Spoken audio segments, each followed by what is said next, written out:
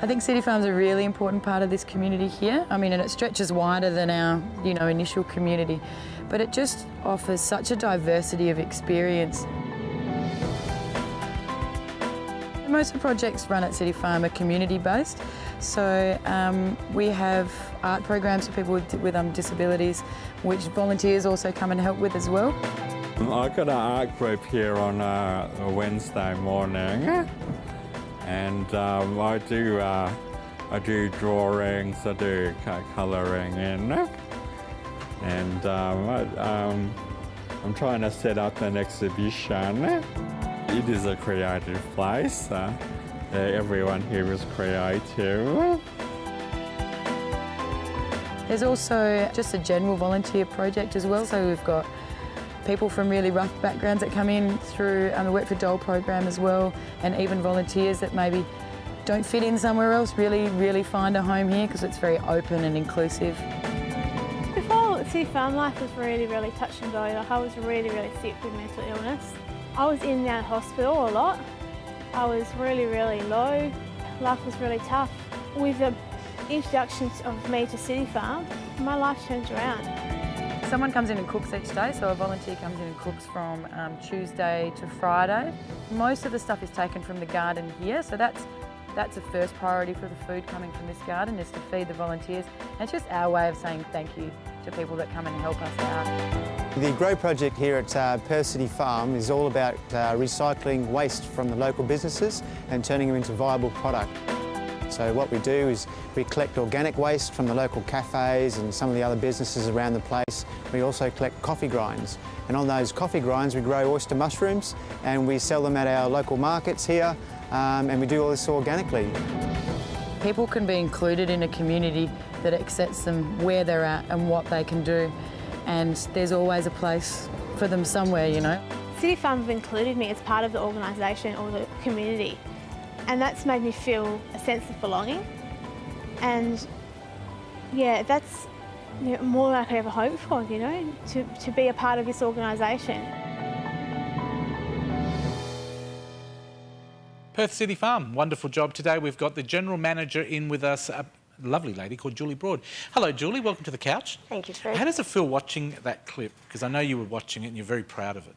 I think every time there's something else that I learn just about the people story. I think it's more than just the garden, it's more than the community, it's actually about the people and what they get out of coming to somewhere. Now, Perth City Farm is community, but tell us exactly what it is for those people over east. I know there's one in Sydney now, but tell everybody what you guys do. It was started 19 years ago with the premise of offering somewhere for people who were either disadvantaged or displaced in the community to come together and put interest maybe into the gardening side of Perth City Farm, or just to hang out with people, like-minded people. I notice you've got a lot of people from different backgrounds. Can you maybe run through the type of people you help and maybe the type of people that get on board? Certainly. The amount of programs that we run are a variety, ranging from Work for the Dole, cooking programs, to educational food programs, teaching. Just recently we had an Aboriginal group that came through. We're teaching them healthy eating. We have groups from Nolson who are people with very severe disabilities. We've recently had the WA Neurological Society come through, and a few of those participants have stayed on to be a part of the community. Cerebral Palsy Association. So you're helping a lot of charities out there. And these people that come on board, you're helping them develop a future for themselves. We are. In many cases, in fact, we've got one young Work for the Dole participant that used to go across to the road, the other side of the road to buy his Coke and Chico roll. And I decided that I'd get him involved with choosing the food from the garden. And he's now preparing the food, or picking the food, choosing the food, and now he's actually eating it. Now, do you guys get a lot of funding from government or companies, corporate? Not direct government funding, no. We do get fee for service, so that is a indirect government funding, if you like. So that comes through programs from Mission Australia, Communicare and Community First. The other revenue streams for us mostly are through our venue hire. Talk about the venue. Yes, certainly. Well, we've got two very exciting warehouses. One, we specifically help with people like you've just had with your young singer. We have a community hall. It's like a warehouse, but Yep. people come in with practicing for bands. So they can hire that They can venue hire out and use that it as venue. a practice room. Exactly. Circus school. Yep. There's a circus school there 2 days a week. Saturday mornings while our markets are on, parents can come along to our cafe that's on site and have a coffee. So what's at the markets? Tell me about these markets, Well, the because people markets don't know. are interesting, yes. We're actually have the oldest markets in Perth. The original organic market it was, called back from 19 years ago. It's now mostly organic, and we say that because it is more and more difficult with the greater number of markets opening up around Perth. But we have growers that come from about an hour out of town. It's all produce, all fresh produce? No, we do a range. So we have, So for what can I instance, expect to get there? well, you can pretty well do all your shop. Like you can come and get a wood-fired bread. He's a local baker in Maylands. Yeah. And so he has his bread and wonderful other goodies.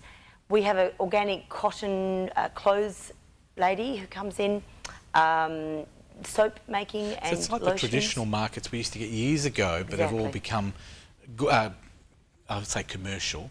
But you guys are back to the basics, basically. So you can get clothing, you can get food, you can get bread, you can get plants, eggs. We have a farmer who brings baby quail in. They are Beautiful. such a hit. We actually do barbecuing of that baby quail to show people how wonderful the taste is. From there, we also have guests come in, so there might be people who want to share their information. We usually give them for free. Sounds like a lot of fun and a great job. I know we've only got about a minute left. Tell me about your independence, because you used to be under a different organisation. You're going it alone. That's What's that all right, about? that's right. It's very exciting times. Again, after 19 years being under another organisation called Men of the Trees, they have given us our blessing to go alone.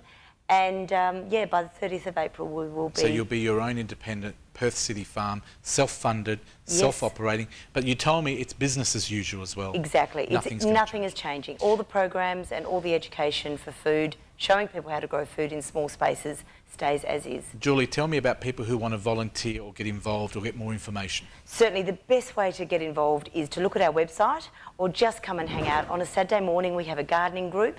You can come and join in, just get involved that way, or just go onto our website or It's on Facebook screen. or Twitter.